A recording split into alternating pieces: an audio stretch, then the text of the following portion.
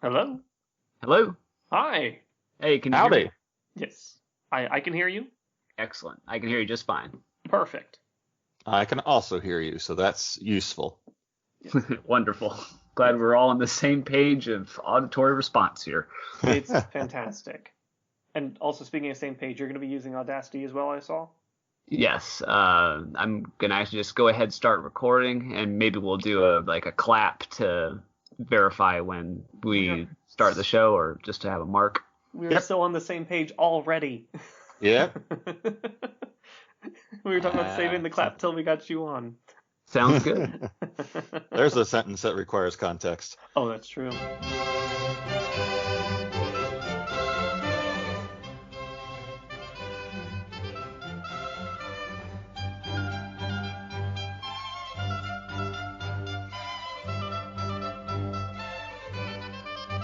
Howdy, and welcome to another episode of Modern Metamorphoses, the podcast that takes a look at comics, prose, movies, TV shows, and other media involving the physical or mental alteration of its characters or metahuman themes. Striving to be insightful, respectful, and inclusive, this series does at times discuss adult material, but it itself is all access. Join us now as we look at how I was so close to getting through it. Join us as we look at how metamorphoses in media have evolved into the modern era.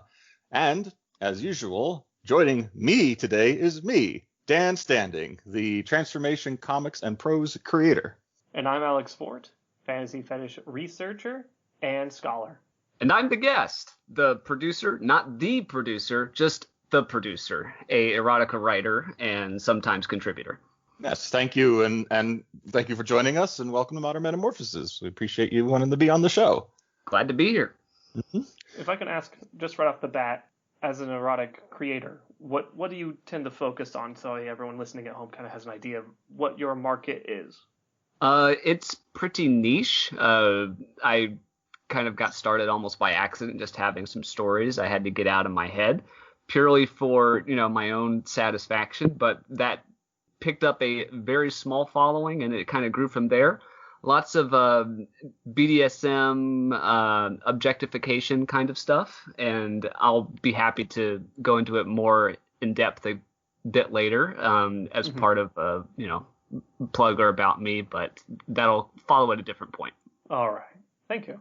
Cool. And now, in our last episode, at the end of each episode, we usually pitch what movie we're going to watch for the next one. But if you at home have tried to track down that movie, you get one more episode's worth of time to track it down, because we're going to mix it up today. And our guest, as is the norm of the show, which I'm going to just establish now since you're the first one who's wanted to come on and talk about a specific film, we let our guest choose the film we're going to speak about today. Producer, do you want to introduce it? Yes. This episode, the one we're going to talk about, is the John Landis film from 1981, An American Werewolf in London. And when you gave me the option of kind of picking a movie, I felt what I wanted to do was, because it was an early episode in your podcast history, was pick one that I felt kind of set a really good benchmark to maybe judge something else against, as far as themes, as far as transformation in itself, as far as overall writing and presentation. And I feel like American Werewolf in London is kind of the gold standard for werewolf movies, and that's one of the oldest tropes of transformation that's out there. It's certainly one of the oldest ones in cinema. It's interesting that this is, of course, a Universal movie, and the Universal's original werewolf films being some of the oldest of the werewolf and transformation genre in general. So it's always interesting to see Universal every once in a while be like, we should do this again. Sometimes it's good, like this time. Every once in a while they nail it.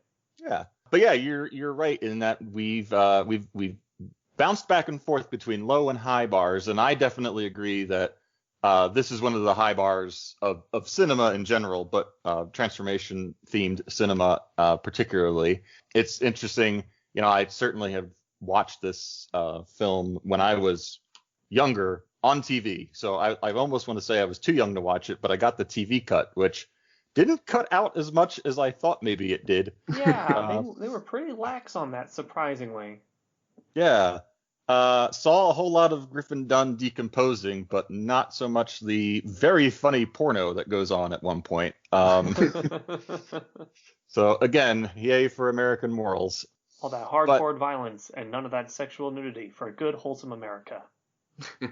Yeah, but yeah, producer, in the last few times we've talked about movies, we've kind of recapped them and given our thoughts midway through, and then afterwards we've kind of addressed my like cause, process, and impact. But I think based on what you've told us before we got onto the episode here, maybe it's a good idea if we kind of use that to sort of guide us through talking about the film this time.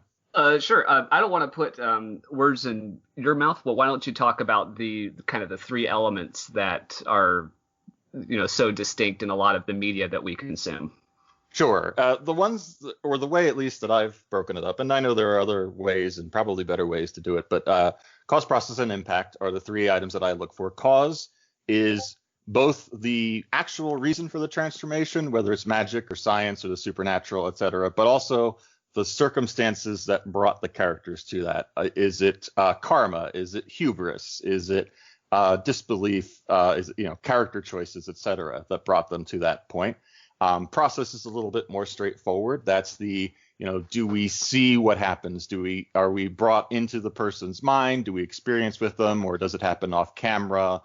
How detailed is the transformation?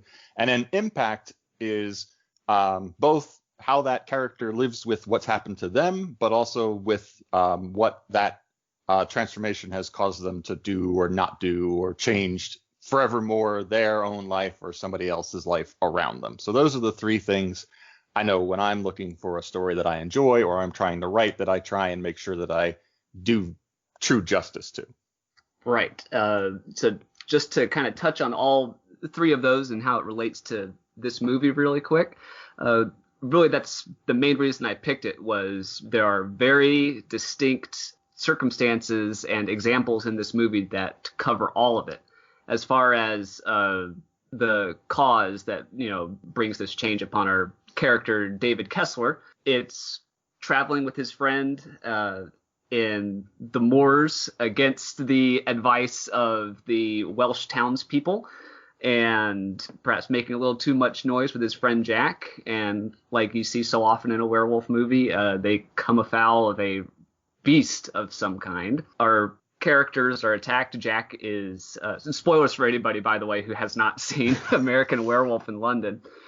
Jack is killed and David is wounded, and as anybody who's seen a werewolf movie knows, that means that he is now infected. He will become a lycanthrope, and from there it's just a build up and build up and build up of suspense to that next full moon, where we get to the process, which, it's a werewolf movie. We've got to have those special effects, and my God, does this one deliver. I say probably until CGI kind of came into the party, this was just about the best it was ever going to get. John Landis famously said that he made this movie just to make a really real werewolf transformation. He was tired of the cutaways and gluing on of fake fur as far as a transformation goes, and he had it all done in camera. It's all practical effects, and even today, over 30 years later, it still looks absolutely amazing. And then we move to the consequences, the effect, and that's almost the entire second half of the movie. The original transformation of our character David occurs about the halfway point, and from then on it's him struggling with what has happened to him, and we see that not just in his life but the people around him as well. And I think it's so when I was rewatching this movie, and I will say that life got real busy, and I finished watching the film about 10 minutes before I got everything set up and ready to record today. So it is real fresh in my head. Outside of that, probably, somewhere in the late 80s when I first saw it.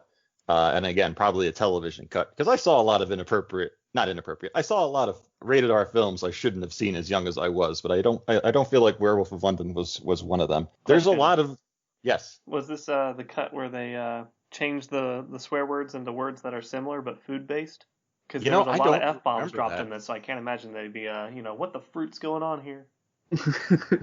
In my mind, there were just odd pauses. Like they held pauses long. I don't remember there being anything other than just empty space where those words were. But that's 20, probably maybe 30 years ago since that was the case. So I would say that my memory might be a little lax on that. No, it's What was it? My subtitles censored themselves. I rented it digitally on Vudu, and the audio track was completely uncensored, but the subtitles edited themselves. Well, There were blanks in the subtitles, and I've never had that happen before, where the original audio cut is completely unblemished, but they edit the subtitles. for a cleaner, safer, hard of hearing community. Yeah. Yeah. I don't play around with subtitles very much. I've never even thought about whether or not there is do you want the rated R subtitles, the PG-13 subtitles? Like, is there a drop down for that? I don't know. So there's a lot of illusion in this film. One of the things that I certainly caught that I think plays into that. Oh man, I've forgotten what my own three things are. Hold on. The cause, thank you, myself, for finally remembering.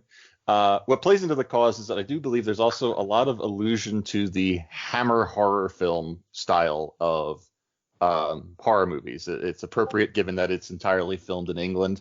Yes. But there are shots that I see, the way the lighting is very artificially lit in some of the interior shots, the way the camera is stationary, and certainly because you get a lot of allusions to the creature in the beginning of the movies, in the beginning of the film, though the werewolf that does attack them at the beginning. But then there's like one specific, like, okay, you've had your imagination terrify you for a while. Here's a good glimpse of what it looks like. Now, for Hammer horror, that was budget.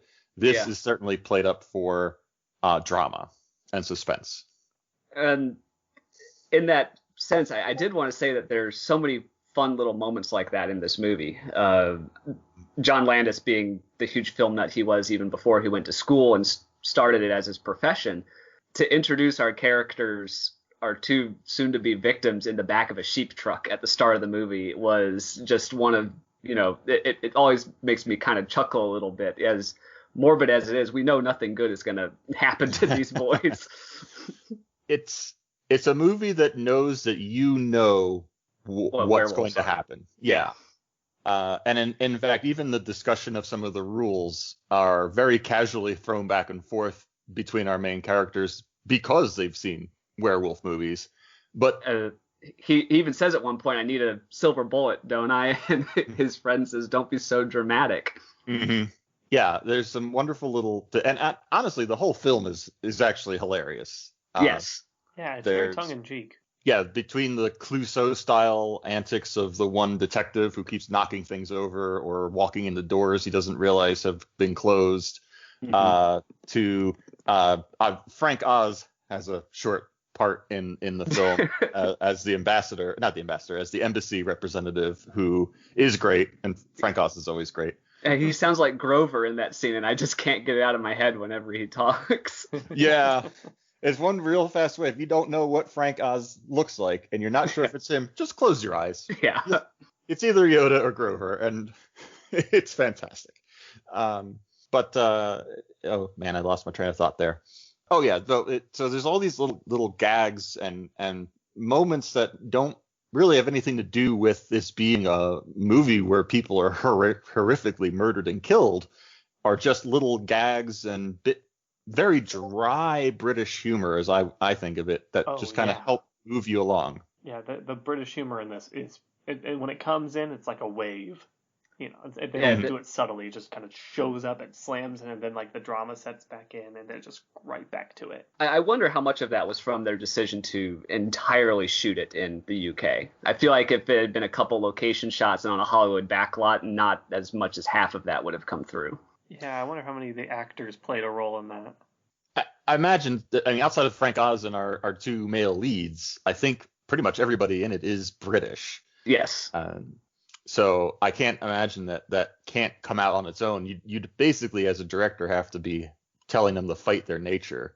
To and there's a reason it's set in London, outside of just you get Hammer horror and the werewolf and werewolves being, in my mind at least, pretty synonymous with English fable telling.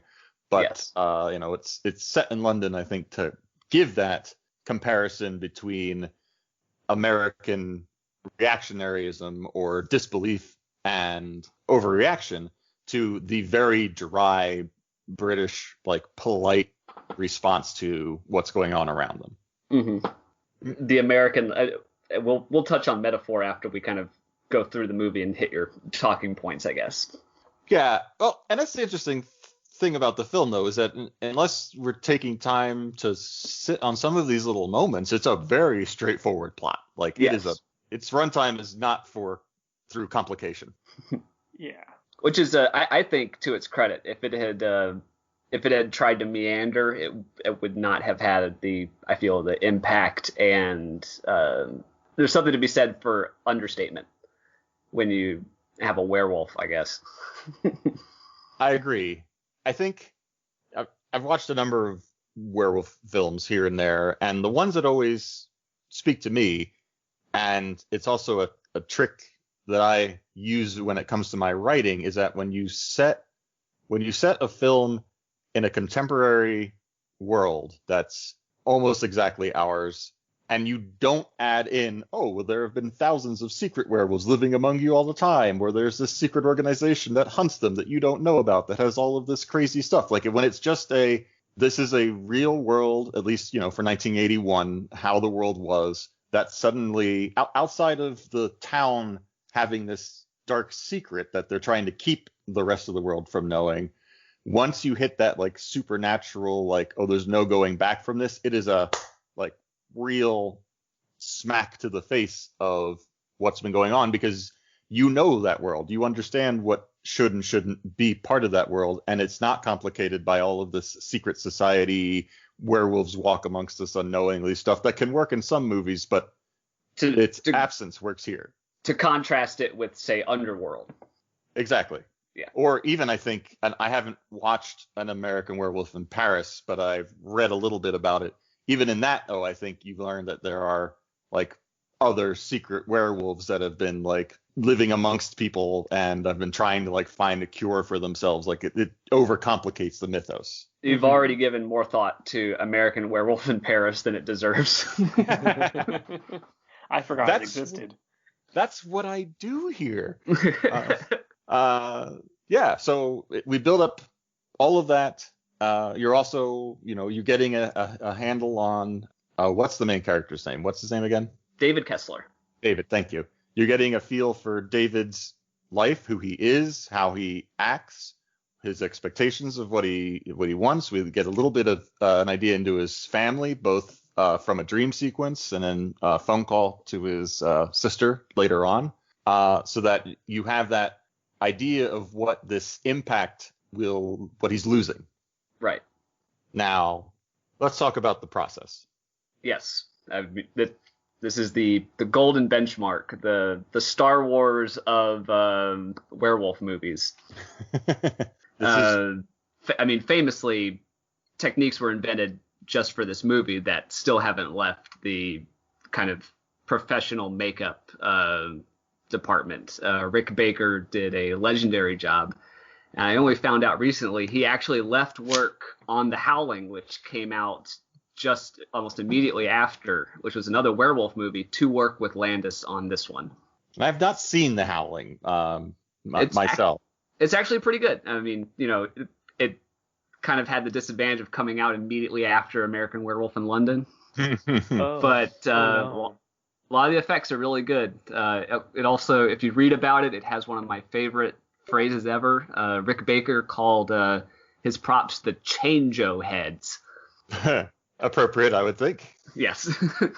But yes, the process is phenomenal. John Landis made a very conscious decision to have it not be hidden by furniture. He doesn't do a lot of camera trickery, and he makes sure it's in harsh fluorescent lighting. And Rick Baker has said it's the worst thing you can ever tell a makeup person that they're going to be having to deal with. But what it ended up doing was making that film stand out so much farther than anybody else. And I guess he was proud of it because it lasts a long time. But it's not too long for the context of the movie. We've been waiting so long for it. But as far as other movies out there, this one is up there in terms of length for a kind of werewolf scene. Oh, yeah, it's like 3 minutes, like 3 solid minutes. And it lingers on things. Like, it wants you to see how the hands are forming, how the feet are changing, the hair. Not only the famous shot, of course, of the hair growing out, which they did in reverse film, but also, like, as you move, as you get different cuts back and forth, like, more and more layers of hair have been put down over him. Yes. They really exemplify how uncomfortable, how painful of a change it is. It's not magical. It is a visceral, just like traumatizing experience. I want to say this is kind of the first portrayal of that done in a werewolf movie. I can't recall anything before it where it's like, oh, it's a really painful process to have your bones change and your spine push out of your back. I could certainly think of instances where the characters are showing confusion or at least emotional distress from it, but yes, certainly not the same clear physical agony of this transformation. And I do want to take a moment to I cannot remember the actor's name, but the man who plays the protagonist, he does a fantastic job. Prior to this, he was most famous for being in Dr. Pepper commercials. Oh, really? Yes. Yeah. Oh, he knocks it out of the park. Like, even the points where he's like talking to the nurse who eventually becomes his lover, and he's clearly, you can see him internally going back and forth between, did I just actually speak with my dead friend? No, it has to have been a dream. But was it a dream? It feels so real. Like, you can see all of that mentally going on, and you also get that while the transformation is happening, because this is not just a physical process. There is so much to the audio going on, both from the sound effects, his groans and moans and exclamations, but also the soundtrack. Yes. I think Elmer Bernstein did the score as well. So there's even some really good music to back it up. Although in this case, I want to say they went with Bad Moon Rising. Or no, Blue Moon for the transformation sequence. They did Bad Moon Rising for the build up to it. Yes, exactly. A song that is I would say, I don't necessarily know if I listened to the lyrics, but as far as the poppiness, like the upbeat nature of the song, it is, to me, a really great dichotomy from what we are watching and hearing him screaming happening. Yes. I was trying to think as far as the process goes. That it felt very like logical to me, I guess. It'd be very easy to kind of get a little too lost on a certain detail, but I feel they paced it out very well. Yeah, you start with the hands, and then you see the hair coming in, and then the feet, and then the face is the last thing to change. And I do want to point out, you said that there was nothing hidden. There is one thing hidden. Oh, yes. Hidden okay. Very well. Gotta avoid that restricted rating, I guess.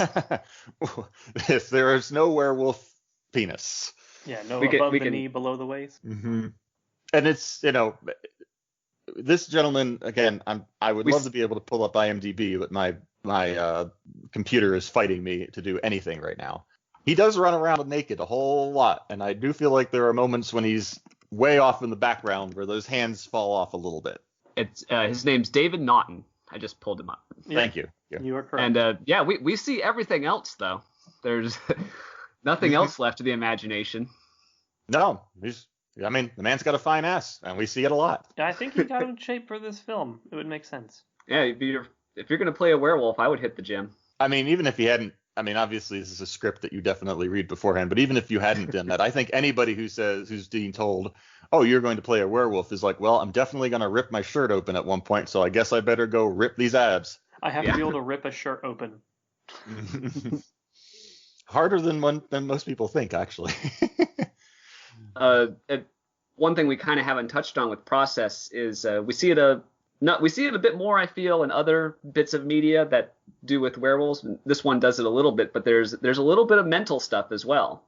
Like, he's in a fantastic mood after the full moon, and he's also really kind of nervous and pacey, not just from knowing there's a full moon coming, but it feels like there's some instinctual stuff going on as well, in addition to all of the dreams he's having prior to. So if it's not just a physical manifestation that's occurring. Yeah, I would say that the process actually begins almost immediately after the wolf attack in the beginning, if we're also going to look at the mental changes. Right. As you mentioned, there's dream sequences where there's the camera kind of moving through the forest. He hunts a deer at one point in these dream sequences, showing, I would guess, the building animal instinct happening now within him as part of the supernatural process. And that would include a scene that I'm still not sure works in the movie, which is the Nazi werewolves. Yeah, that was jarring. I think it's supposed to be jarring, but like even within. I feel like if your logical human mind is trying to process basically a very predatorial like sort of thing, and that sounds wrong. It sounds wrong, but as your brain tries to like work with becoming a werewolf and how you are seeing things, I'm guessing that was John Landis's attempt to that. Well, John Landis and the main character are both Jewish, so I feel like that was a conscious decision. Okay, then that makes sense. Yeah, I can definitely see that. But I feel like that was not, I guess, telegraphed like well enough prior to that. There's only like kind of one mention of it before, aside from his last name, being Kessler. The mention that you're referencing earlier was when the other nurse decided she was going to peek at his bits. Yes. And makes a presumption. But then even the other nurse and the doctor almost dismiss that immediately. They're like, well, that's a very common practice now. Right. And it's like, okay, so you're right in that even the instances where they may have tried to like plant the seeds for that is even dismissed in universe almost. So you don't even know for certain. That would be the only thing that I think would make that scene have a greater context. But as it stands right now, it's just that was a fucked up nightmare that he had. Yeah. He even says it when he wakes up. He says, "Holy shit." Well, it was a dream within a dream. Right. And both of them are bad. Mm-hmm. I feel like that was kind of like, it was supposed to keep you as the audience on your toes. Mm-hmm. For a werewolf movie that has a pretty big break in it between the opening sequence where they're attacked and then, midway through when he finally transforms and goes on his rampage, I almost feel like this is like the parrot from Citizen Kane, where it's like, all right, well, plot's been going along for a little while. We need something to wake up the audience. Right. And Nazi werewolves will do that. Yeah, that's true enough. There's also a gap. According to the doctor, he's been unconscious for 3 weeks. It's like we go immediately from moon to 2 days before the next full moon. So he's out of it for almost the entire month. It is the. Go ahead. I'm sorry. Oh no, I'm with it. That for a film that I feel is really tightly plotted, that is the one thing when I was rewatching it where I was like, and his parents didn't come get him in 3 weeks. Like, I realized that this is 1981 and the instant communication between people across continents is not the case anymore. But it does really feel like it's been 3 weeks. 3 weeks ago, the police say that they contacted your parents to say, oh, you've been attacked and you're in the hospital. Like, the fact that it just wakes up and he's like, oh, all right. Well, I guess there's no follow-up I need to do with anybody. I'm not going to, go back to America for my friend's funeral. Like, yeah. Well, that is the one odd thing, which I understand is really just their way of moving us to that next full moon, because that is a story restriction with werewolf stories, because like full moons only happen so often. And if you want multiple instances of werewolves happening, you really need to find a way to close that gap between those full moons. Well, and you can't call it American Werewolf in London if he leaves. Yes. True. To their credit, too, I can't say what I would fill that time with if I decided to show the 3 weeks in between than what they did. Maybe if he was broke and he's like trying to raise money, like his parents also don't have the money to bring him back. I can see that. But like that would kind of detract from the main point of let's get on with the werewolf bit. We have to do establishment to kind of give him something to lose, and then he loses it. The only thing I would think could have worked during that time, and I don't think I have a better idea than it. I think that you were asleep for 3 weeks is fine, but I will say that the whole like I love you, nurse, I love you too, crazy werewolf man, unconscious man in the bed. Yeah, like it happens real fast. Yes. So the only thing I would think was like maybe just yada yada yada, montage. They've fallen in love a little bit more, reasonably during all this time. Where she's in love with a patient and he's like, I'm flattered, but this is inappropriate. Not only am I going to murder everyone around me, but also this is not cool. I was unconscious for 3 weeks. And if I remember correctly, the words that I heard while I was asleep earlier, one of you definitely looked at my dick. So yeah. I don't need those remarks. Thank you, no thank you. Mm-hmm. But so the process is a really detailed thing, both psychologically and physically realized. I don't think I have anything I could recommend that they add to this. Nothing that existed at the time, that's for sure. I mean, they were inventing techniques when they did it. So we have our process, and we have an almost comedy of errors style impact that follows. It's fantastic, honestly, because I've not seen it happen in a lot of other werewolf movies, which is that his curse affects the people he kills in a big way. Yeah, that werewolf curse was definitely very... like, because I hadn't seen it in so long when I watched it, I was like, oh yeah, that makes sense. What? Well, it's also an excuse for the makeup guys to have some more work to do, like they didn't have enough. It has a more visceral consequence, right? Because it's like, well, I kill people and then they're just dead.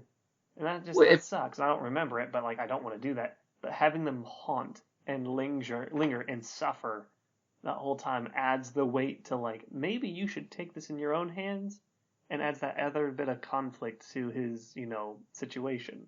Adds more impact. You're not blameless for this. Yeah. It's like you can stop it. Like, just because you don't remember doesn't mean it's over. Right. Yeah, well, and also, let's also say that if you're going to have Griffin Dunne in your movie and you decide you're going to kill him in the first 10, 15 minutes, then you better come up with an excuse to have him show up more. Right.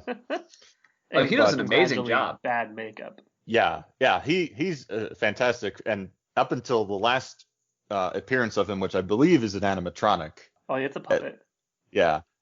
He is acting heavily through a lot of makeup for his other appearances post-werewolf murdering. Which, of course, is another transformation to keep in mind. That these are many characters. Jack's character, Griffin Dunne's character, the most impactful that we see is this, like, shuffling off his mortal coil and finding out that he's not quite shuffled off of it all the way, and seeing his decomposition as the movie goes on. Right. What I thought was interesting is he never really gets super mad at his friend. Even though at the beginning of the film, their whole conversation for part of it is, this is your fault. Anything that happens to me is your fault. It's your fault. And he does not, to his credit as a character, I suppose, bring that up again. He doesn't bring it up again, and if my face was falling off, I would probably not have very kind words to say for the gentleman when I next saw him again. And not only is he polite, but most of the other victims have a proper British attitude as well. Oh yeah, but they're very chipper about it. Like, it's like there's like a sinister tone, but it's not, it's lighthearted and also menacing. I mean, you can see why it was a huge inspiration for Evil Dead that came later. I mean, this is where Sam Raimi gets so much of his taste, I guess. Absolutely. You can 100% draw the parallels. And I do think there's one line that's kind of a throwaway line that I also think helps just world build what these undead spirits are going through. Is that there's one point where the main character's like, I suppose you're going to say I told you so. after he goes on his rampage and kills everybody, even though he was warned. And Jack's response was, well, I suppose I would if I were alive. And I do feel like that indicates that, this pettiness of I told you so, like that aspect has been washed away by this incredible metaphysical transformation of going from alive to dead. Because let's not overlook the fact that this is a film that not only confirms werewolves are real, but there is some sort of after existence. There's a limbo, and they confirm that they are stuck in limbo, which means that there's something afterwards. Exactly. And I as a soul, to have that confirmed must change one's just viewpoint of things, just the scale upon which you are thinking. And I think we see that in the movie theater with Jack being a little bit more like c'est la vie almost about it. He's saying like, you got to stop this. You're killing everybody. But those who are most freshly killed are certainly the most like, you've made a widow of my wife. My children are dead. I'm not too keen on being dead. My children are orphaned. I'm not too keen on being dead myself. Like there's this dichotomy between, I've used dichotomy a lot today. There's this scale between I've been dead for a while and I've had some time to process this, and the whole like, you've definitely like messed up my evening with my fiance. I think the term is juxtaposition. Thank you. They have some wonderful suggestions though. Oh yeah, like I love the tone they took. It was like, oh, you could stand up in front of a bus. Like they had so many suggestions, and it's just like, yeah, like it's just, I loved that kind of tone. It helps make what follows after that a little easier to swallow, which is the worst traffic accident that Piccadilly Circus has ever seen. Oh my god. Yeah, that traffic accident is absolutely one of the reasons why I think I absolutely saw like a TV cut of this when I was young. I mean, you can tell that John Landis directed Blues Brothers with that traffic accident. It was a bit dramatic. I didn't count, but it felt like more people died from automotive collisions than were killed by the werewolf in that final bit. You were correct. Yeah, no, the police inspector's head gets bit off, and that might. Oh, and of course the at least 2 employees of the theater, but that might be it. But like at least a member of the Metropolitan Police Service, right? Probably. There's the one that goes in alone, and then like they send another one in after him. Yeah. So, but yeah, I mean, there are, as far as the traffic accidents concerned, there are people being ejected from cars and then being run over by other cars. It's very focused on the mannequin in the road. The flopping limbs being spewed everywhere. I feel like if I had not had the scene with the dead people in the theater, that would have been a bit more gruesome to me, that traffic accident. But it had a really macabre sense of fun about it after I've watched a bunch of corpses suggest ways for the main character to kill himself. Including stepping in front of a bus. And damn, like 2 seconds later, we get to see someone just get absolutely pasted by one. Like get thrown out of it and then run over by other cars. Yeah, and then like the poor police officer gets sandwiched between 2 cars. People go through building windows. I think there's more to say that like he accidentally killed a lot more people than he directly touched. I guess we'll get into this when we talk about metaphor, but I feel like there may have been a little bit of a commentary there as well. Well, there's commentary throughout the whole thing. I think the whole the fact that like there's a giant monster in here, it's gonna kill you all, and like everyone's like, oh, I should get closer to see the giant monster. The cops are like, go somewhere else, and they're like more and more people crowding in. Yeah, I absolutely think that's a commentary on sensationalism or just mob mentality. People not understanding danger unless it directly affects them. That seems very common and relevant nowadays too. Yes. Yeah. Or just that the very act of living in a city, of driving a car, is far more dangerous to these people than the werewolf ever was. True. Because again, that traffic accident, again, in Piccadilly Circle, where I'm kind of like, who designed this? Come on, people. Mad Victorians. I'm from New Jersey. We're the state that invented circles, decided, nope, these are stupid, got rid of all of them, and then we're like, we can do it better the second time, and then put them all back. Like, it's the circles in England boggle my mind. Just watch European Vacation, and I 100% am like, yep, that's how I would deal with that if I had to navigate it.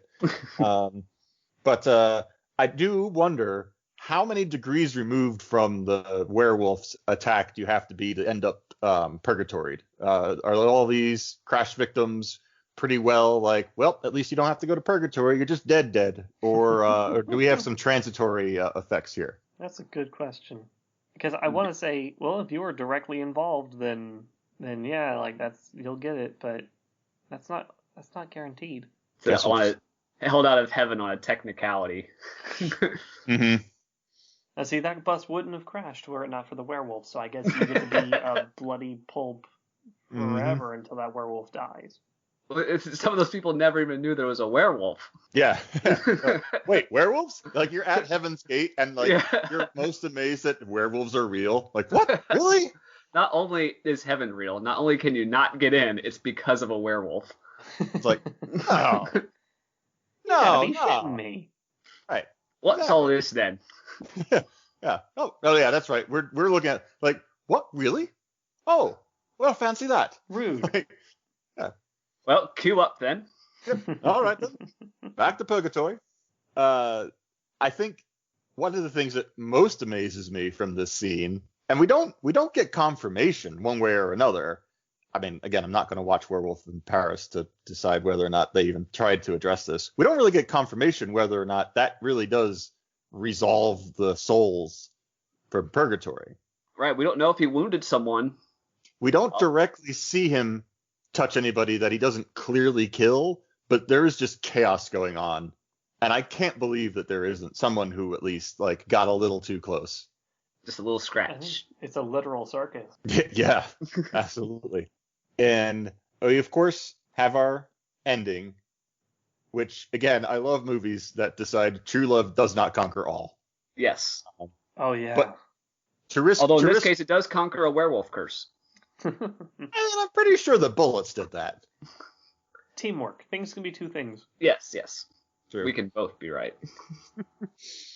I don't also want to risk quoting Frozen here, but I am kind of like, you also knew him for 2 days. Like, come on. Yeah. It's not true love. It's not true. That can't possibly be true. She knew him for a month, but for 3 weeks of that, he was unconscious. So she knew him better than he knew her. I won't debate that. That's fair enough.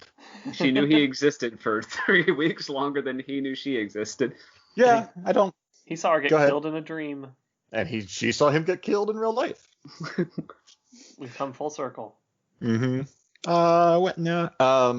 And that kind of it. The movie just ends. It just cuts to credits. Yeah, cuts to a very peppy rendition of Blue Moon. Mm-hmm. Again, the juxtaposition. Thank you, Mr. Fort, for reminding me of the proper word I should be using, probably across multiple episodes of this podcast.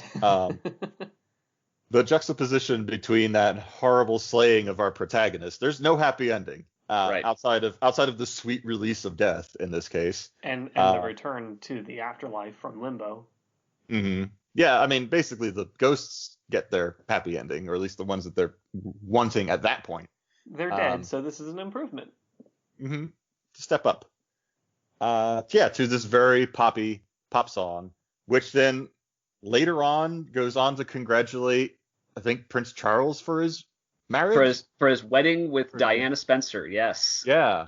There's a card that congratulates them for their wedding. I can't help but think that was something they put in the movie as an apology to what they said about him earlier. Oh yeah, that's true. They do. When he tries to get himself arrested, I'm not going to quote it. It's a product of its time. Whereas when he tries to get himself arrested, and I do want to touch on this arrested thing. When he tries to get himself arrested, he disparages a lot of the royals. He says an accusation about Charles, with word I'm not going to repeat. With the sword, yes. Yes, and maybe that is their cheeky way of touching back on that moment in the film. I won't call it a joke. Well, what I love is in the context of saying Queen Elizabeth was a man, a slur against Prince Charles, saying Winston Churchill was full of shit, of equal veracity to David is Shakespeare was French. Yeah. again, somebody who has a very Americanized idea of what the English will find or not find offensive. Yeah. I'll find fighting words somewhere in here. Mm-hmm. It's like, wait, did you just drop the F-bomb? I'm more offended by that. He drops the C word too. Oh, well, this is Margaret Thatcher's England. Oh, yeah, that's true. That's why he didn't arrest him. Yeah, he's like, dude, we got like 18 bands in the back alley here that are all saying that over and over again. Like, we've printed so many like 45s with that lyric. You know, you don't know what you're doing here. I do know that a lot of the time werewolf movies, and we do see a little bit of this in him, but I don't think it applies to the greater plot. The werewolf movies a lot of the time do try and show, like, sometimes the metaphor is that what the werewolf does is really just the character releasing their inner animal spirit, getting to do all the things that they've pent up and wanted to do, but because they're human in a human society, you know, they felt trapped and unable to do before. Right. I don't know if I 100% agree with that analogy in here for the entirety of the film. And I will point to this particular scene with the policeman where a character who's trying to get himself arrested, and another character later on is like, it's easy to get arrested. If he wanted to be arrested, he could get arrested. A character who apparently legitimately wants to get arrested has morally, for himself and for the audience, the ability to strike that police officer to get himself arrested. And he doesn't take that step. Like, there's no indication that he wants to be, or he can even bring himself to be violent when it could be considered a morally obligatory action. Right. And he doesn't do it. Because that wouldn't work. Well, that'd be a good tangent to talk about just how thick metaphor is in this movie, and metaphor kind of in transformation fiction as a whole. Agreed. And you shared with us an article. Right. Do you want to talk a little bit about the article for the context of the audience? And if you like, I can also link it when I post this up on transformium.com/modmetapodcast. I can link to the article if people would like to read it. I think a link would be good. It's a article talking about the use of transformation as a metaphor in of itself. And they list a couple case studies. American Werewolf in London is one. They also touch on The Howling, Cat People, and I think Teen Wolf was the other one. Yes, I think that's the last one. Okay. And they all have, their interpretation is different for all of them. In the American Werewolf in London, this article's take on it is that the British society comes together to kill an outsider. The foreignness is the transformed body, is the wordage that this article uses. And so it's just the act of existing. David Kessler is an antithesis to England. And I didn't think about it until I read the article, really. We see that from the very beginning. They go into the pub and they're obviously not natives. But even before that, we see them with the farmer. And there's the contrast between the twill and the outfit he's wearing versus the obviously American traveling abroad parkas and the JanSport backpacks. And everything John Landis does from that point is just to further set this character apart. He's already off on a bad foot, but now he's even more so. I agree that the film goes out of its way to show him and Jack, when he's alive, being outsiders in a very different world. I want to discuss the tenacity of the claim, though, that the theme of the movie is that the outsider needs to be killed. That's just this paper's interpretation, and I think in that sense they're using it not as this is what the filmmaker intended. It's just one potential interpretation of this. I was just using it as a springboard to talk about how you can write transformative fiction and have more meaning to it besides this is a man turning into a wolf. To that, I 100% agree. 100%. That's so, I'm not going to say common, but it's definitely, I can think of several examples off the top of my head. And to be honest with you, I don't actually have any point of disagreement with any of the other examples in that artical. I think it's just this one. It's literally just this one, the one that we picked to talk about in the film. And I was reading it, and I'm like, I think if somebody over-interpreted the tenacity of this in here. But well, the reason I think they're overreaching is because I have yet to see anything from the filmmaker himself establishing this is why he did it. Mm. So there's nothing from John Landis about it's like I wanted to show that the whole community was coming together to take out this outsider. There's plenty of examples of that in other pieces of work, but I don't think it was intended in this media. Yeah, it worked out like almost. I would say it's more like it's a theme. It may not have been as intentional as that article made it seem, but the theme definitely is. There are aspects that are welcome, and there are aspects that are not, and especially because like Americans come in and automatically they're the joke, right? Right. The Americans come in and like they're trying to like counter with their own jokes, but they're already so othered that it's just like you can't even like you can't ask a simple innocent question about the star on the wall, right? Right. Which I thought was like one of the funniest parts of the movie is just kind of like, they're like the butt of the joke and he's like, what's that star on the wall for? And like, everything just goes silent and threatening. I've never missed that dartboard before. Right. And so like, it may not have been, Landis's intention or whoever the writer is. Did Landis write it or just direct it? He was a screenplay. Both, yeah. Okay, so yeah, he wrote it. Like he may not have intended it to be like so strong of like, look at these others, and then like one gets mauled to death, and then transformed into a literal other on top of it, 2 layers of it. One of the reasons I picked a werewolf movie was because I would love to hear your take on it, Fort. Oh. With your background, I feel like there's a lot to unpack with a werewolf movie. Oh, 100% there is. I haven't watched a lot of werewolf movies in my time. I think the most I watched was the Underworld series, that one with Benicio del Toro, and what's the Van Helsing? Van Helsing. And so I watched this one. I was like, oh wow, an actual like werewolf movie. Cool.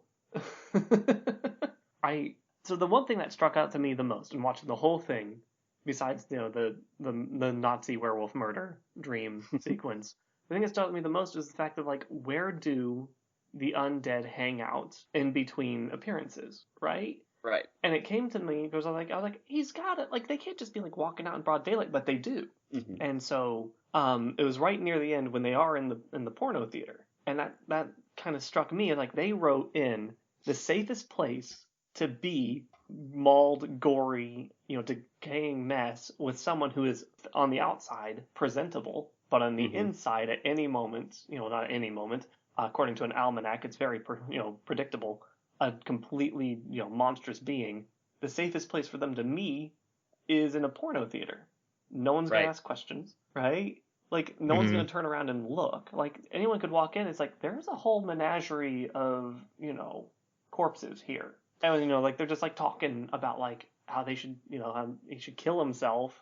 Meanwhile, there's like just straight 100% boning going on the screen. That was a comedy in of itself, though. The plot in that porn movie, the dialogue that was going on in that had me in stitches.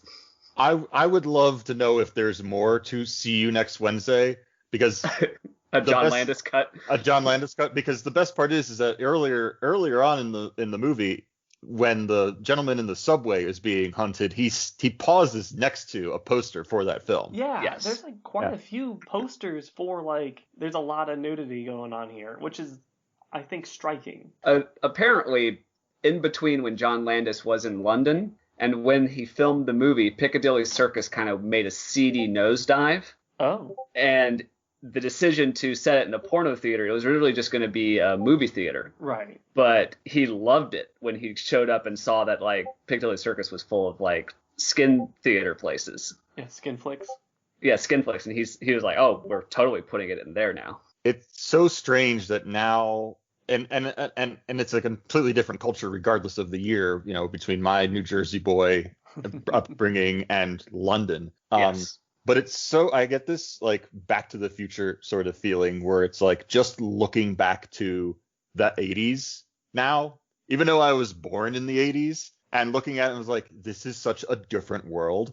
And part of me just wants to wrap their head around like the difference between what I think about, metaphorically speaking, of going into, if you were to go into an X-rated movie theater and playing it, and like going in, sitting, maybe feeling shame of being there, hoping nobody knows who you are or recognizes you or even sees you, what's going on both internally to your mind, but maybe underneath whatever you're wearing, like all of this metaphor and analogy. But I can only look at it personally from like 2020 perspective of what it is to do that, I don't have this idea of like, was it more acceptable? It's in Piccadilly Square. There's literally a woman selling tickets on the street to it. Like, what culturally, both in its time and its place, do I not fully know to completely get what's trying to be said in that moment of the film? So this is where I get to hop in, and I actually feel qualified to speak on this. In the 80s, especially, because like I can say in Europe in general, but like England was different. You know, like France and the Netherlands and all of them had different views on sexuality, because England has always had a different view on sexuality. That's what Victorian jokes are all about. So in the 80s, porno flicks were seen similarly to the way they're seen in the US, which is you can go, but you're definitely othered for being one of those people who goes, you know, and imbibes in the flesh kind of thing. And so, yeah, like to kind of, it's definitely a seedy thing to do. Remember like Paul Rubin, Pee Wee Herman? That was like mid 80s. Like that was not too far off from this movie. And like that ruined his entire career for 2 decades. Until Mystery Men. Even then, after that, he didn't get a lot of work. It wasn't until like, I think 2006, 2007, he was in the Tron cartoon. And yeah, like they brought him back for some stuff, but like for a long time, no. And that's because, yeah, it's not good to be there. There's a flaw of your character to be seen there. So very appropriate for somebody who is struggling with what's going on inside of them and what to do about it. Being an accidental murderer? Absolutely. Being someone who has given a very, very difficult choice, and that is, you know, it's the trolley problem, but you're the trolley. I think that's a very interesting place to be. Like, the movie it's definitely a comedy. It has a hints of horror, especially, like, you know, with the man being chased in the subway, you know, the body horror of the transformation. And then it definitely has a very good commentary on just, like, what does it mean to have to accept who you are, but accepting who you are means that you are the bad guy, right? We are all thrust with the things, with consequences of the world. Life changes us, and we either fight to change back or to change to something else, or we accept it, right? That's a dichotomy that we're stuck in, you know. And the proper use of the word. Yes, excellent use of the word. Look Nicely done. There's a piece of paper on his wall. It's like it means something. But this movie forces you to actually like witness not even a metaphorical or allegorical version of it. It's very literal of, I am now a supernatural being that I thought was a joke. And these are the consequences of my action. They are laid out very plain as day, and I can see the progress. It's not like he's locked in time as, you know, a mauled body. He decomposes. Not even gradually, like in real time. And so it's like, well, do I get to see my best friend rot away, still being kind of chipper beyond all things, but then I get to see the other people who have it out for me, but there's literally nothing they can do. And so do I accept who I am, and there will be a larger crowd next month, or do I do something about it? And it turns out that he didn't. He chose the route of, I'll figure it out. And then the reins were ripped from his control, and then he was murdered in an alley. The final scene is one that I feel can be interpreted a couple different ways, because we do get a moment where you see the beast's eyes change. Yeah, that one like half second of recognition. I talked this over with my significant other, and they mentioned that it could be either the last vestige of him goes away, and that's when the beast lunges forward and is killed, or the softening is that moment of reasoning that comes through, and his lunge is him taking his fate into his own hands at that point to voluntarily offer himself up to the altar. Well, I mean, because by that logic, we have to think about the alternative. If he didn't lunge, if he stopped and was chill for a moment, you know, we have to think about what happened. Like, would the cops allow him to live regardless? What would happen afterwards? You know, would he be subjected to a bunch of experimentation? Would he be, you know, inclined to kill himself in jail? Like, what would happen? And we can't know, unfortunately. Which is why I really love the ending. Yeah. Which is, everyone gets a happy-ish ending. It's for the greater good. Everyone except poor David. Well, yeah. Hmm. But I mean, like, poor David kind of earned it by not following the advice of dead people. Well, also not following the advice of live people either at the beginning of the movie. He doesn't listen to anybody. It's the weird thing that I have about this movie in regards to the outsider analogy, where these are people who do tell them, like, don't do this, like, do these things, you'll be fine. Yeah, we're annoyed at you because you've made us feel awkward about our secret that we can't possibly tell you. But, do these things and you should be fine. Oh, wait a minute. It sounds like they're probably not fine. I guess we'll go save them. Please stop being flagrantly American. Ah, dang. Mm-hmm. Oh, what's the first piece of advice he gets is stay off the moors. It's like, we even know before he makes the decision to go onto the moors that he's not going to follow that advice. Yeah, they both are just kind of flippant. And it's the first thing we see them do, honestly, in the film outside of getting out of the truck. He's like, stick to the roads, don't cross the moors. Okay, walk across the moors. Like it. Right, even down to the town. They don't take a road to the town. They just beeline straight for it. Yep. Which later on, when we, the audience, see that they've gone off the road, and they don't do it purposefully. They don't get to a point and then mockingly say, "Oh no, the moors. Let's try and see what happens." Like, no, they do accidentally leave the road and end up on the moors and in amidst the darkness. Mm-hmm. But it's set up for that. Like you clearly see them not intentionally not listening to advice that would have saved them, but just, well, that's a weird thing to be told, and then oops a daisy. But this is a kind of odd question, which I don't know if I've so directly I don't know if I've so directly asked it with the other films. It's a rated R film. It's got nudity in it. There's some butt, yeah. Yeah. Is it a sexy film? I would say not conventionally. Not in the way that it would intend it to be. I think it is unintentionally sexy, like a lot of cartoons.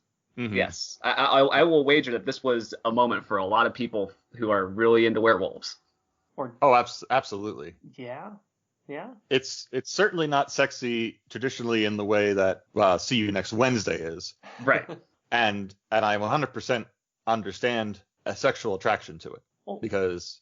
Well, to hear John Landis describe the movie, though, he directly equates the werewolf transformation not just to puberty, but to an erection, he says.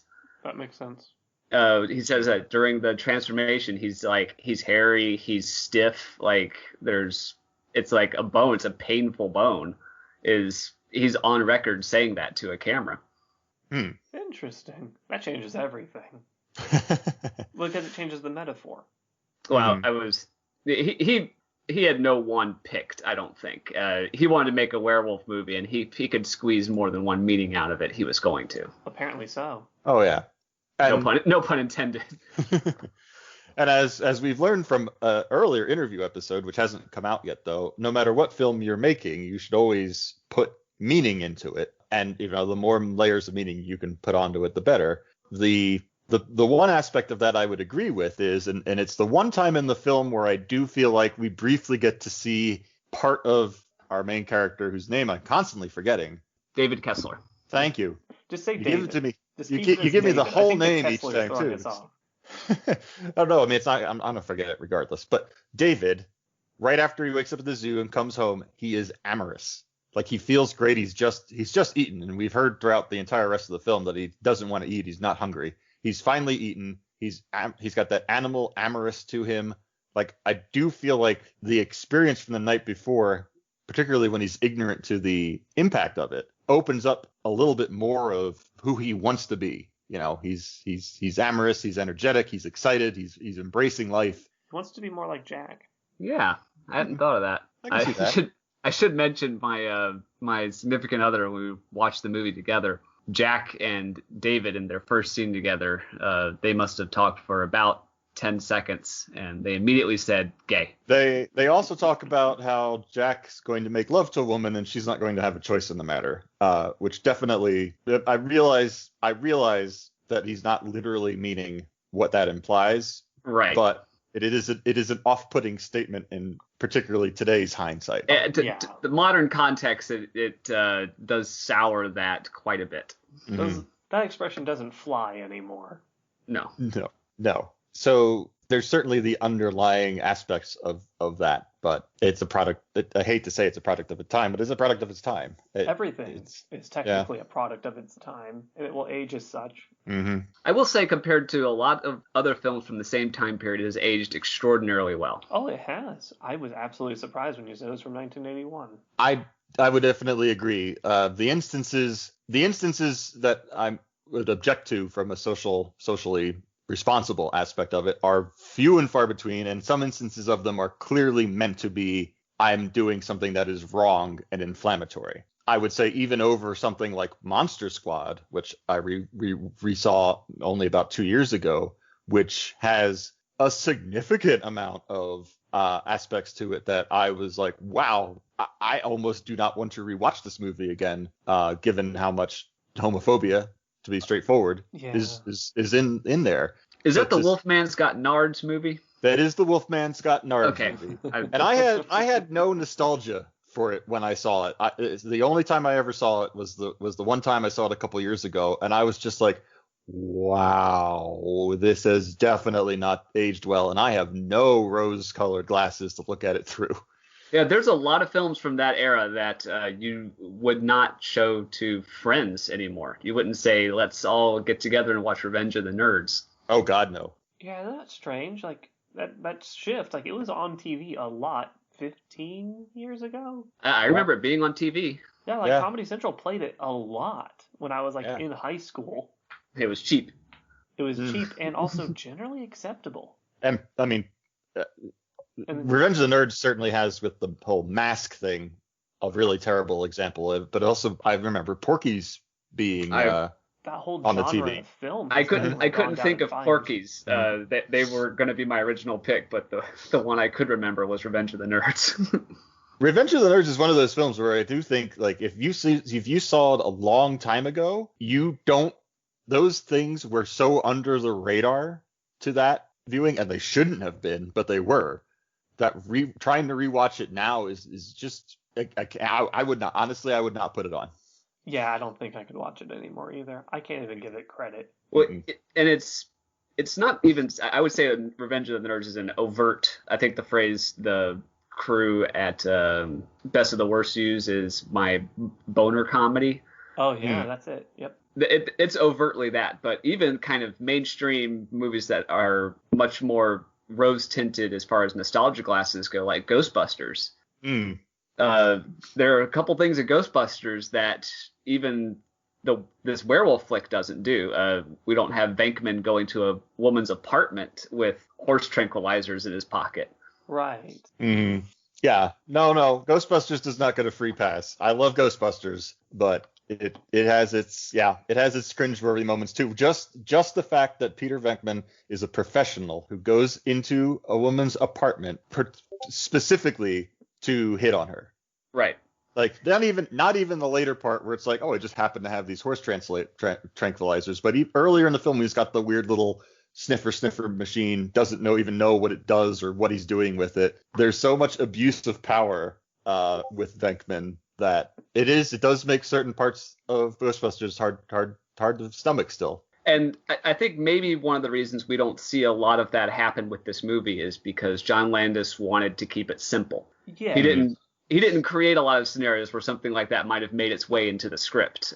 We've got a randy college kid in London, and it's like that's where it stops. Right, a randy college kid in London who has no power. The woman, he does take a few inappropriate moments to kiss the nurse before she's overtly indicated that she's interested in kissing him. But we do see that she actually has the power in regards to an actual overt sexual relationship between her and him. She is the one who suggests coming back to her place, staying there, having one bed, unnecessarily listing off however many lovers she's had, but listing all of that off to him and then recommending that she's going to go take a shower. So that is an interesting thing to see that, like you say, differentiates this film from others of its era. I hate to change the subject, but I was looking through John Landis's repertoire, his resume. He is producing an American Werewolf in London remake that I didn't realize they were remaking it. Yeah, I don't know how I feel about that. This is the first time I've heard of it, actually. Huh. I'll have to see it, but I don't think it's a great idea. It's kind of like if you were to say they're going to remake Mannequin, I love Mannequin. There are some things that shouldn't work in it and do work, despite when it was made. But you're never going to recapture the moment that it came out and the society. Certain films benefit from when they were made, and I think where American Werewolf in London is one of them. Also, I haven't seen American Werewolf in Paris yet, but you done screwed it up once already, guys. Gentlemen, are you there?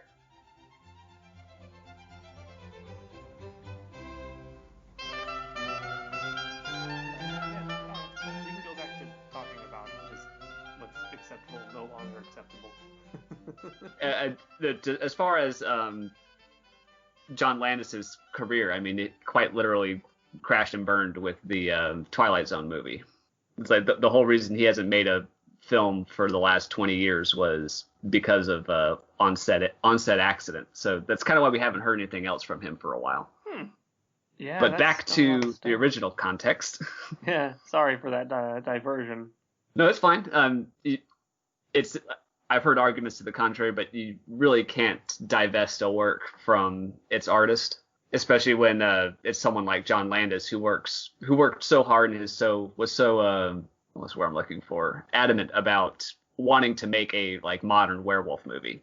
Now, if he took the same approach, I would be very interested. If he wanted to say American Werewolf in London, but set in the current socio-economic position, I would very much be on board with that.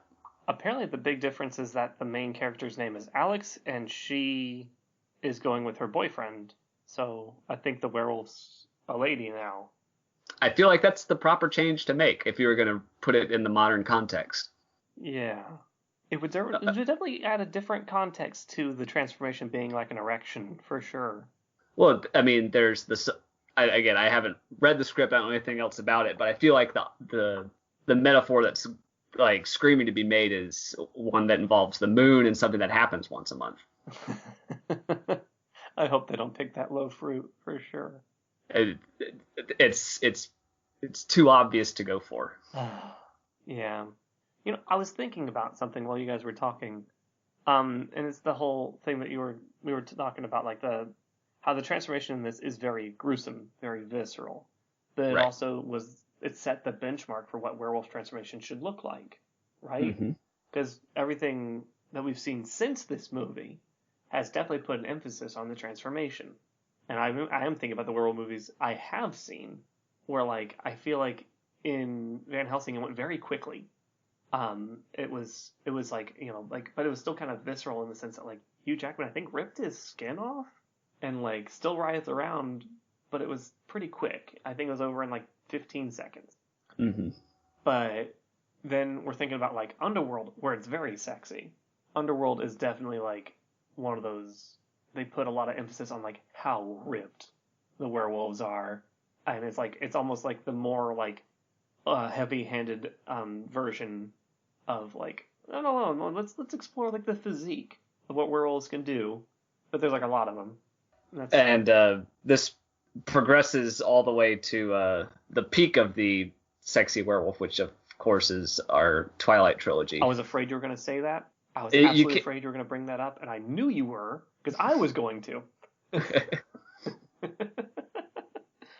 I almost feel like it's moving so far away from any involvement of the wolf whatsoever at that point.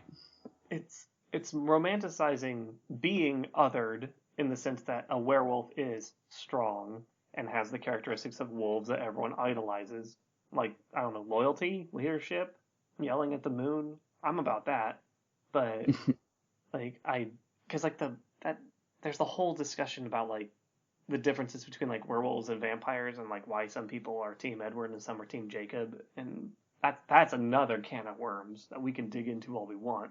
But I'm just the unintentional consequence of American Werewolf in London focusing on the transformation for 3 whole minutes is that we got sexy vampires and sexy werewolves. That's the road it ended in. That was the evolutionary path that it took. How could they have foreseen this? Do we still have Dan on the line? I'm not sure. I don't believe he's here anymore. I'm getting a call from New Jersey, and I don't think that's him. I'm curious. One moment. Hello. Howdy. Hi. Hi. You guys still on? We are. Did you get dropped? I am waiting for my internet to decide to get going again. All right. So, to give you some context on the other end of Skype, Dan just called me on my cell phone. So yeah, his internet kicked him. Okay. Yeah. So I am just waiting for this to decide it's going to start working again, which I hope is shortly, but I have no idea. So we'll get him back in a second. So, hopefully. If you two want talking amongst yourselves for a few seconds, I think when we get him back, I think we should broaden out as far as kick the Wi-Fi router and in a general sense discuss metaphor and transformation and how the two are like really important. Okay, sorry about this. Yeah, that sounds good. And then after that, I think we should try to wrap up because then we'll be getting 2 hours. I agree. Sounds good. So I just want to be able to actually put a button on it all. Absolutely. So, okay. I'm going to tell you both of this right now at the same time. This is the hardest thing I've ever had to do orally. Have a headphone in my right ear and my cell phone to my left ear and talk to two people at the same time who can't hear each other. I appreciate your sacrifice. I'll be hopefully right back. All right. Well, we'll just kind of chat amongst ourselves until you pop back in. If you can't pop back in, just shoot me another text. I absolutely will. All right. Back in a minute. Cool. Hopefully. All right, thank you. Bye. All right. So are we hitting the points that you like to hit so far? Yeah. More into everything. So I just about ran out of the subjects I wanted to discuss on Werewolf. I wanted to lead into just kind of encouraging other people who make content to really explore like what kind of story they're trying to tell and to give this film a watch because it's a good example of like all the beats to hit. Oh yeah, that's a good point. I'm always, this movie makes me think about The Matrix. In what way? In the sense that The Matrix is also a transformative tale about being gender othered and kind of like coming into the world with who you are versus who you can be. And I do see that mirrored now that you mention it. Were there other aspects of the movie you wanted me to touch on besides just because I noticed like you wanted my unique perspective on it and I wanted to make sure that I got you your fill. Oh yeah, absolutely. Dude, explored a couple of things that I had definitely not thought of. Cool beans. Because I was like, I feel like I need to start looking up articles and quoting famous sociologists who've written about stuff like this, but honestly, that's just not my style. Reading that academic text was definitely like, I have to get my brain back into reading that style of writing. It is such a jarring experience. It's not a, I guess, user-friendly way of communicating, if we're honest, academia. Yeah, like I was reading like the first page and I had to read it like 4 times. I was like, what the hell are they talking about? You have to go to school to go to school. Uh-huh. I remember like the first 4 months of my program were literally like breaking down just the basics of like philosophy. They're just like, okay, look, if you're going to read papers like this, you have to go even deeper down than what average school tells you. Yeah. Like, how do you build an argument? How do you define an argument? How do you break down an argument? And like, you know, like how do you understand what you know? And how do you ensure that everyone knows the same thing? And that hurt. It is learning another language. It absolutely is, because it's like the words, like, yeah, I understand each word individually. I can define it contextually, but when you put it in that order, it's another language. Semantically, it's a nightmare. Mm-hmm. And so it's just kind of like, all right, so I'm glad they put it all in all caps with good parsing about like deviant identity is changed body. And it's like, okay, all right, I'll just walk with that. But oh my lord. Yeah, that was the other thing I wanted to ask you is off the top of your head, do you think of any other film that kind of makes the same point that a werewolf movie does as far as like a deviant identity exploration? You mentioned The Matrix, so I was wondering if there was anything else that kind of was in that same wheelhouse. So we could always go with the obvious ones about any other transformation movie. Like we could always talk about Interview with the Vampire. Mm-hmm. But that's like, again, reaching for low fruit because it approaches it from a different direction, right? It's the same kind of tale of just like, hey, you're a vampire now. You have to kill things to live. You are immortal. You have all these limitations now. And how are you going to deal with it? And they deal with it in very different ways, right? Mm-hmm. You know, Interview with the Vampire is about coping. It's an entire movie about a book about coping over the course of centuries, as opposed to American Werewolf in London, which is more of a story about denial. And so if I were to try to think of another movie that makes me think about kind of like being forced to be different and how you work within that new you, let's see. I bet you there's lots of people sitting at home right now just like, oh, I know a movie like that.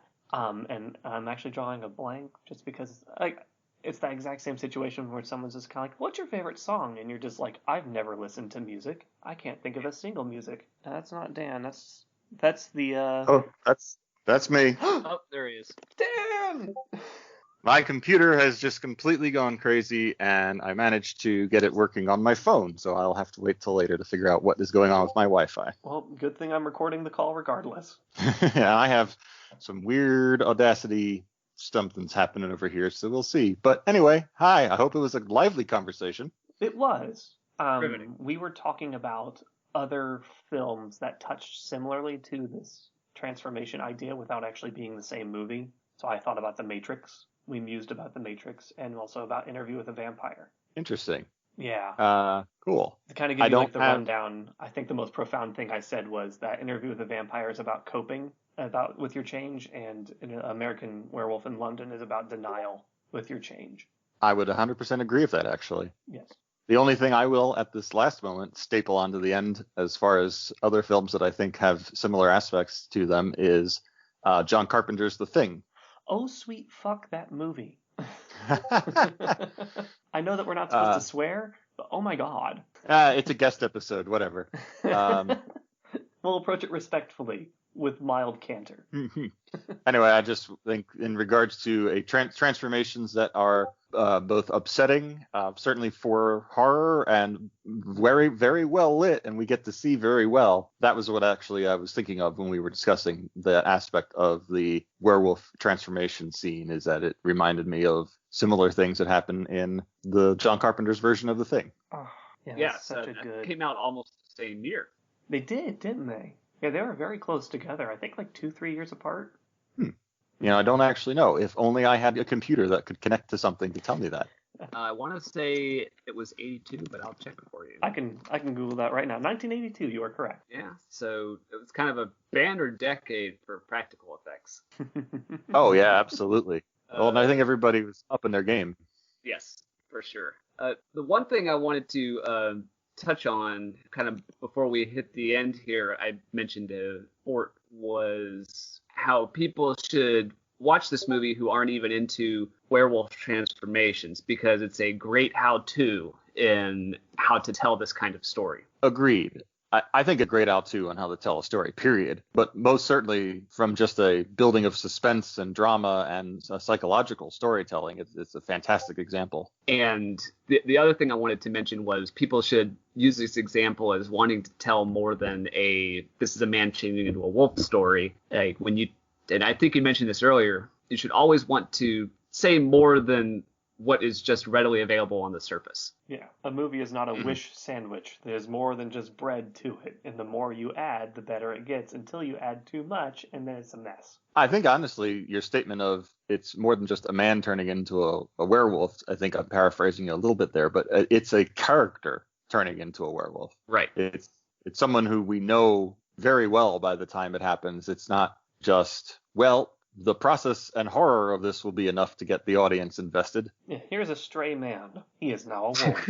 It is something that I strive for, because I feel you get more out of not just the transformation scene itself, but every other part of the story if everyone is so emotionally invested in the characters. And it's more rewarding at the end of it. If it just ends with him turning into a wolf, you're left wanting more. And so people who are like me, who might write erotica, should really put more effort into the back and the front end of the story.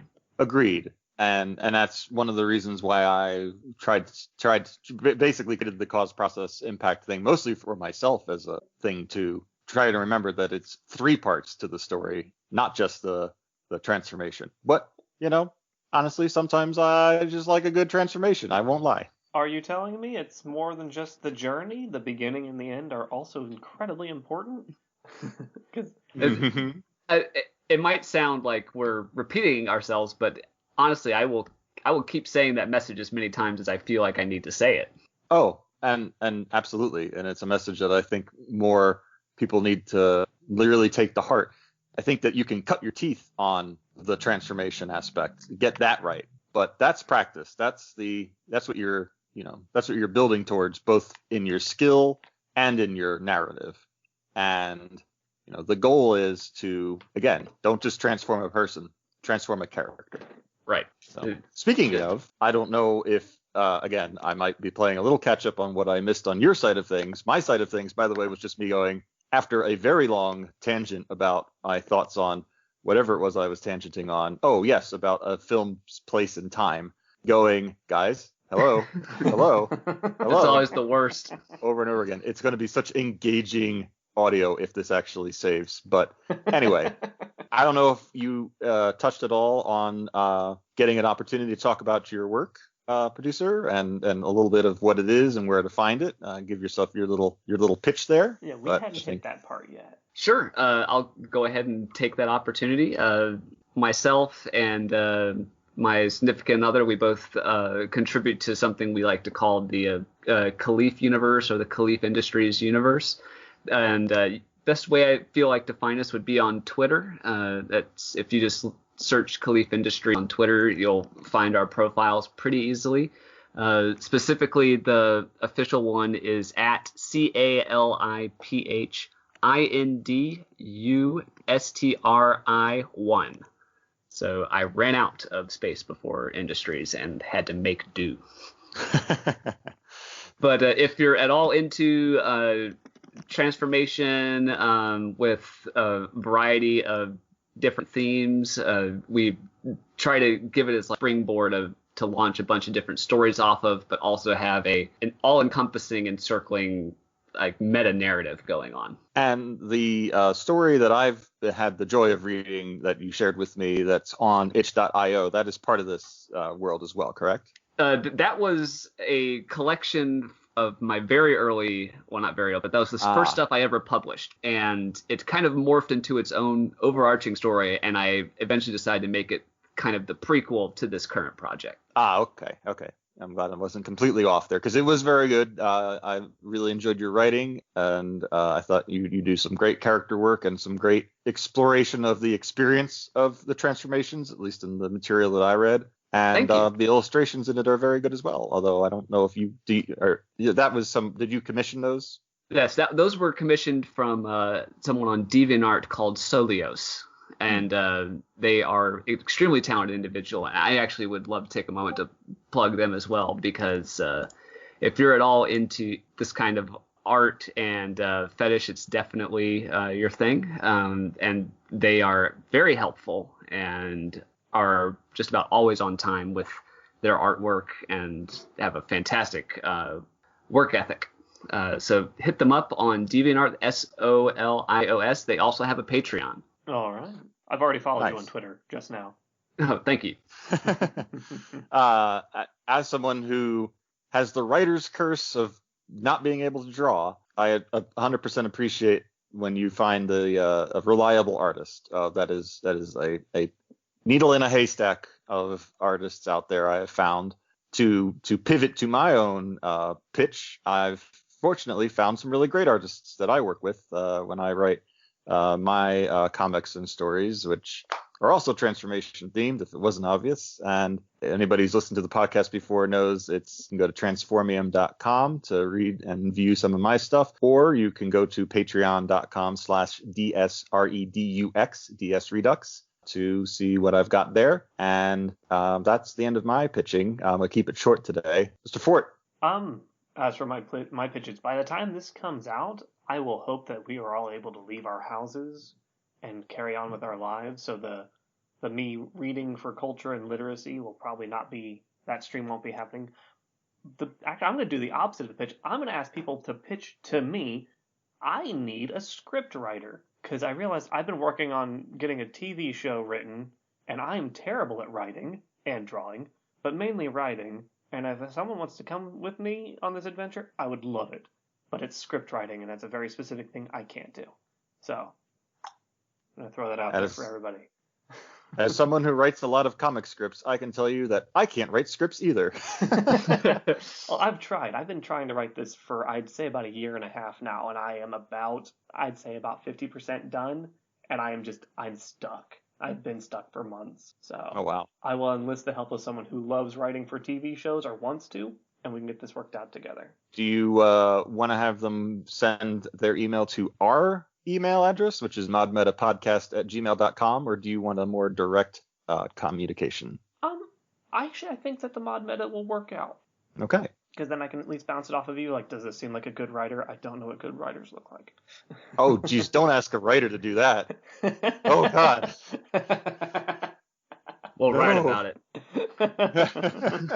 Okay. But yeah, I'll take it there. Cool. Well, this has certainly been an interesting ride of a podcast experience, recording this. Thank you, producer, for joining us on our most technologically impaired podcast episode. But engaging nonetheless. Yeah, it was fun to be here, and those errors all go out with time. So it's good to have them now in the start, and then you just won't be there later.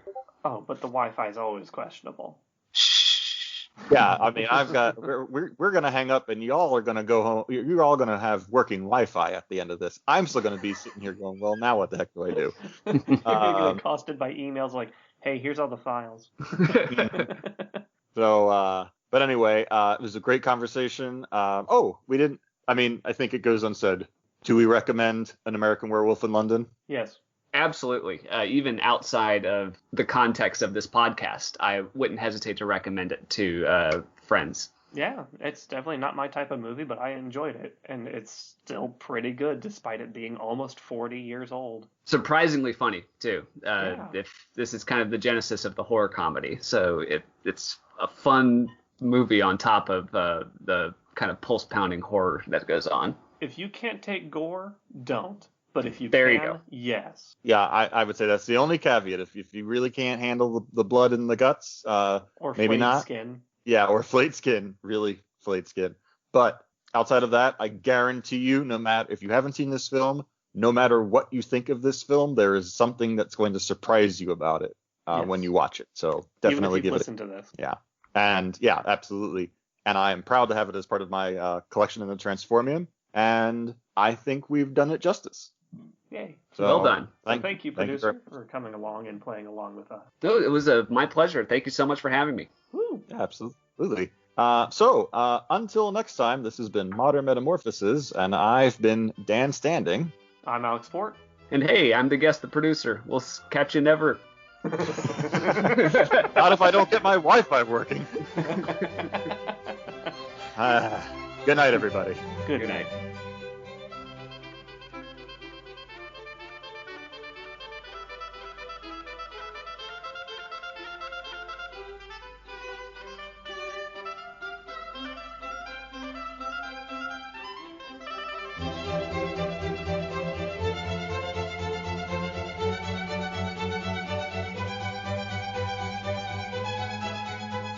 And I'm going to make sure I'm recording. Yes, I am. And we can get going. Sound good to everybody? Mm-hmm. Sounds good. All right. So I'm going to count 3, and then it's clap. So 1, 2, 3. Nailed it.